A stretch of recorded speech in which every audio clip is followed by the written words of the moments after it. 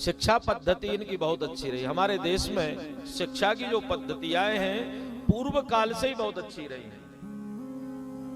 वैदिक सनातन हिंदू धर्म की जो शिक्षाएं, सनातन धर्म की जो पद्धतियां रही हैं, यद्यपि मुगल शासन काल में हमारी संस्कृति के ऊपर बड़ा कुठाराघात हुआ है, बहुत कुछ खो दिया साहब, बड़े बड़े शास्त्रों को खो दिया, बड़े बड़े ग्रंथों को खो दिया।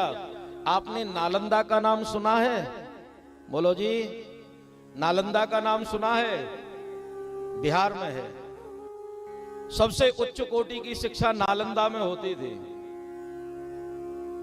दुनिया भर के ग्रंथ नालंदा में पाए जाते थे और इतने इतने ग्रंथ पाए जाते थे, समस्त शंकाओं का समाधान यदि एक जगह से मिलता था वो नालंदा यूनिवर्सिटी से मिलता था।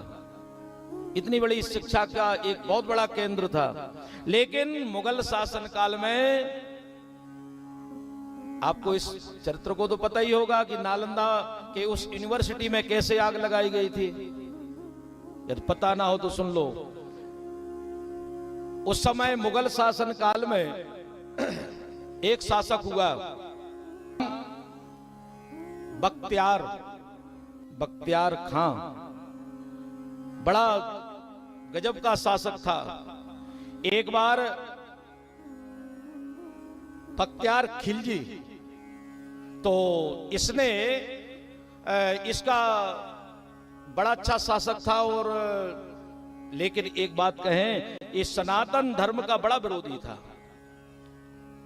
एक बार जब इसकी तबीयत खराब हुई, जब ये बीमार हुआ, तो इसके शासकों ने, इसके सेवकों ने, इसके मंत्रियों ने इससे कहा कि ऐसा है, नालंदा जो यूनिवर्सिटी है ना,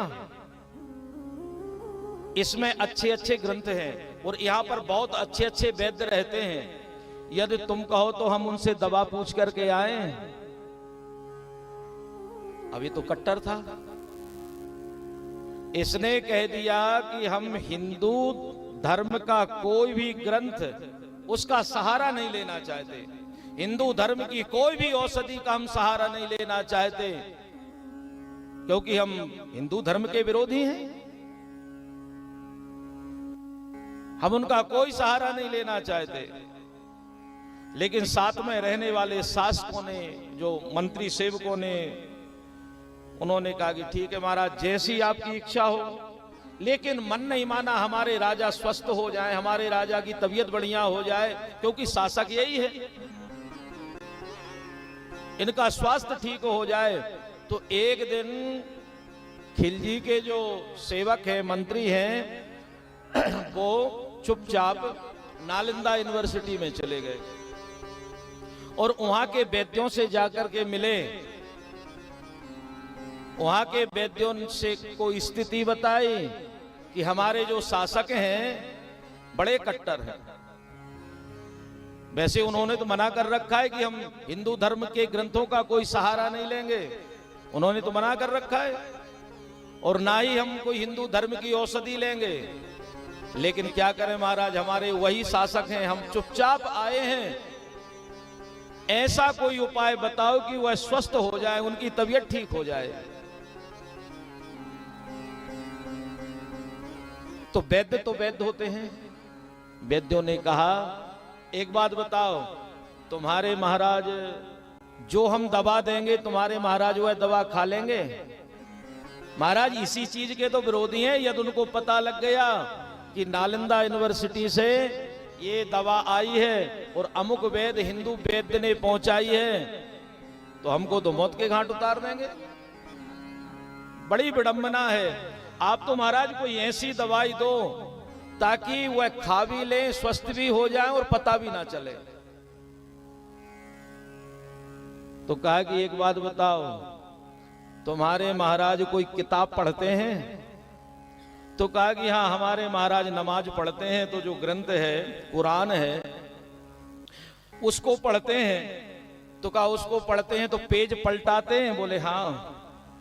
तो वैद्यों ने ऐसी दवाई बना करके दी, ऐसी दवा बना करके दी, एक काम करो, ये उसके पेज में जाकर के लगा देना। बातें आपसे हम इसलिए पूछ रहे क्योंकि आप वहीं के रहने वाले, इसलिए वृंदावन में तो आप काफी समय से रह रहे हैं और हमारे साथ में भी आप काफी समय से संगीत में तबला की सेवा देते हैं। तो कहा कि हम तुमको बढ़िया ऐसी दवाई बना करके देते हैं कि उनके ग्रंथ में जाकर के दवा लगा दो, और उनके ग्रंथ में जाकर के दवा लगाओगे और जब वह ग्रंथ के पेज पलटेंगे तो निश्चित रूप से वह कहीं ना कहीं यह दवा असर करेगी